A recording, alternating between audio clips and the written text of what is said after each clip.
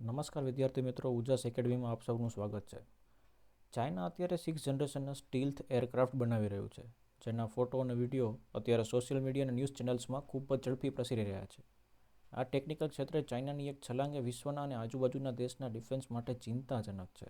વિશ્વના દેશોની વાત કરીએ તો USA, તાઇવાન અને જાપાન વગેરે દેશોને આનાથી તકલીફ છે. એના આજુબાજુના દેશની વાત કરીએ તો એમાં આપણે આવે છે ઇન્ડિયા, ત્યારબાદ આવે નેપાળ વગેરે વગેરે જેવા દેશોને આનાથી તકલીફ છે. નેપાળને તો ઓછી છે, પણ ઇન્ડિયાને ઘણી વધારે છે.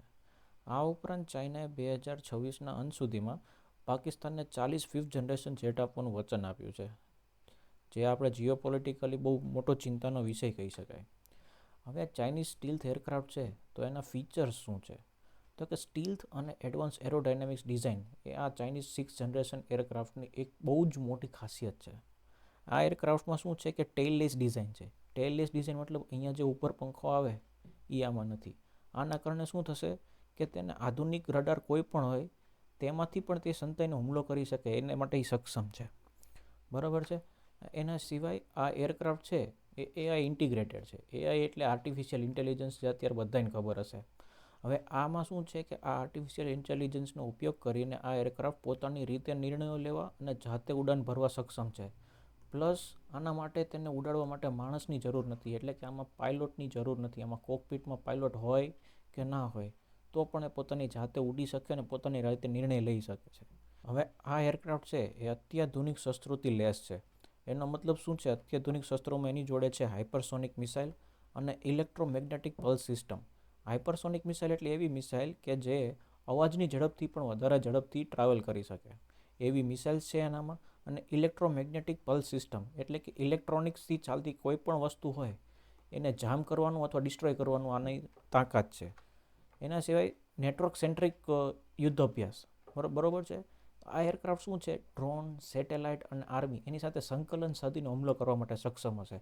આર્મી ઓફિશિયલ્સ ઓફિસમાં બેઠા બેઠા એમ કે તમારે આ ટાર્ગેટ છે એના ઉપર હુમલો કરવાનો છે તો આરામથી કરી શકશે. અને એમાં પણ આમાં માણસની જરૂર છે નહીં, એટલે જ્યાં જે તમે મોકલો ત્યાં જઈને હુમલો કરીને આવવા માટે સક્ષમ છે. એના સિવાય ડ્રોન, સેટેલાઇટ વગેરેની સાથે તે સંકલન સાધીને જઈ શકે છે. હવે ચાઇનાએ શું કર્યું છે કે પાકિસ્તાનને સપોર્ટ આપ્યો છે. કઈ રીતે? તો એ કે 40 5th જનરેશનના એના એરક્રાફ્ટ છે J-35 એ 2026ના અંત સુધીમાં એમને આપવાની જાહેરાત કરી છે કે તેઓ 40 એરક્રાફ્ટ પાકિસ્તાનને 2026ના અંત સુધીમાં આપી દેવાના છે. આની મદદથી શું થશે કે પાકિસ્તાનની એર કોમ્બેટની ક્ષમતામાં ખૂબ જ વધારો થશે. બરોબર છે. અને એર કોમ્બેટમાં પાકિસ્તાનની નવી રણનીતિ ભારત માટે ખુલ્લો પડકાર સમાન છે, કારણ કે 5th જનરેશન એરક્રાફ્ટ તો અત્યારે આપણી જોડે પણ નથી. આપણી જોડે અત્યારે જે લેટેસ્ટમાં લેટેસ્ટ છે એ 4.5th જનરેશનના રફાલ છે. રફાલ જે આપણા ફ્રાન્સથી મંગાયા છે, આપણી પાસે રફાલ છે, એ લેટેસ્ટ છે આપણી જોડે. હવે ભારત પર આની શું અસર થશે? હવે આના કારણે ભારત ઉપર બે તરફી અસર થાય. એક તો ચાઇનાએ 6th જનરેશન બનાવી લીધા, અને બીજું 5th જનરેશન એરક્રાફ્ટ છે એ ચાઇના પાકિસ્તાનને આપવાનું છે. તો શું થશે? ઇન્ડિયાના અજીત દોવલ હમણાં જ ચાઇના જઈને તેના ડિફેન્સ મિનિસ્ટરને મળીને આવ્યા છે. હવે ડિસએન્ગેજમેન્ટની ટ્રીટી પણ સાઇન કરી છે, પણ આપણે એના ઉપર વિશ્વાસ કરવા જેવો નથી. 1962માં પણ આપણે કહેતા હતા હિન્દી ચીની ભાઈ ભાઈ, બરાબર છે. છતાંય એમણે આપણા ઉપર હુમલો કરેલો હતો અને આપણી જોડે મોટું યુદ્ધ કર્યું ને આપણો ઘણો બધો અક્ષય ચીનનો વિભાગ એરિયા લઈ ગયા હતા. એટલે ચાઇના ઉપર વિશ્વાસ કરવા જેવો છે નહીં. અને બીજી બાજુ જોઈએ તો ચાઇના પાસે 5th જનરેશન એરક્રાફ્ટ આવી જશે તો ભારત પર ખતરો ડબલ થઈ જશે, કારણ કે ભારત પાસે 5th જનરેશન છે નહીં. મેં હમણાં કીધું એમ આપણી પાસે 4.5th જનરેશનના રફાલ જ છે. બરોબર છે. તો હવે આવી સિચ્યુએશનનો ટેકલ કરવા માટે ભારતે કયા કયા પ્રકારના પગલાં લેવા જોઈએ? બરોબર છે. AMCA જે હિન્દુસ્તાન એરોનોટિક્સ લિમિટેડ HALની એક સબસિડરી છે, જે અત્યારે આપણો અત્યાધુનિક એરક્રાફ્ટ બનાવી રહી છે. આ એરક્રાફ્ટ જે નવા બની રહ્યા છે 5.5 જનરેશન, પૂરા 6 જનરેશન તો નથી પણ 5.5 જનરેશન છે. બરોબર છે. તો જે આપણા AMCA એના આપણા 5.5 જનરેશનના એરક્રાફ્ટ બનાવે છે એને આપણે શું કરવું પડશે? પૂરતું બજેટ અને સહકાર આપીને એમની કામગીરી ઝડપથી બને તે જોવું જરૂરી છે. કારણ કે શું છે કે આ એરક્રાફ્ટ બને છે પણ 2028 સુધીમાં તો હજી એનું ખાલી પ્રોટોટાઇપ એટલે કે ખાલી ડિઝાઇન અને બધું બેઝિક ક્લિયર થશે.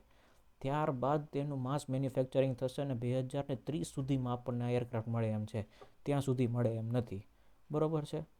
અને બીજી એક વાત કે આપણે આ એરક્રાફ્ટ છે ને એના એન્જિન છે જે એનું મુખ્ય હૃદય કહેવાય, માણસના શરીરનું હૃદય કેમ છે એ પ્રમાણે એના એન્જિન છે એ આપણે મંગાવીએ છીએ યુએસએથી.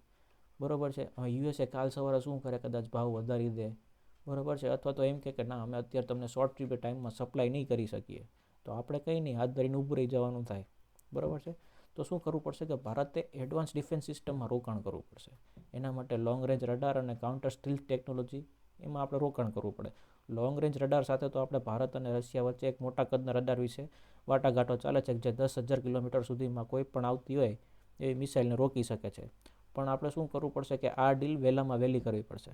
અને કાઉન્ટર સ્ટીલ્થ એટલે કે જે આ વિમાન છે જે રેડારમાં આપણે ડિટેક્ટ કરી શકતા નથી, બરાબર છે, તો એને આપણે કાઉન્ટર સ્ટીલ ટેકનોલોજી દ્વારા બને ત્યાં સુધી વધારાને આપણે એને શું કહેવાય ડિટેક્ટ કરી શકીએ છીએ. બરાબર છે. તો અન્ય કયા કયા પ્રકારના પગલાં ભારતે લેવા જોઈએ? તો ભારતે શું કરવું પડશે? અમેરિકા, રશિયા અને ફ્રાન્સ જેવા અત્યાધુનિક અને ડિફેન્સમાં આગળ પડતા દેશો સાથે હાથ મિલાવી અને તેમની સાથેના ડિફેન્સ પેક્ટ મજબૂત કરવા પડશે. આપણે ફ્રાન્સ જોડે કંઈક 2 સબમરીન છે એનો આપણે હમણાં કંઈક કોન્ટ્રાક્ટ કર્યો છે, બરાબર છે. એના સિવાય શું કરવું પડશે? ભારતની હાલની વાયુસેનાનું સ્તર જે 1965ના લેવલનું થઈ ગયું છે, એ આપણે જો અહીંયા પહેલાં જોયું કે ભારત પાસે 31 સ્ક્વોડ્રન જ છે. 31 સ્ક્વોડ્રન એરક્રાફ્ટ એટલે એક સ્ક્વોડ્રન હોય ને એમાં 12થી લઈને 24 સુધીના એરક્રાફ્ટ હોય.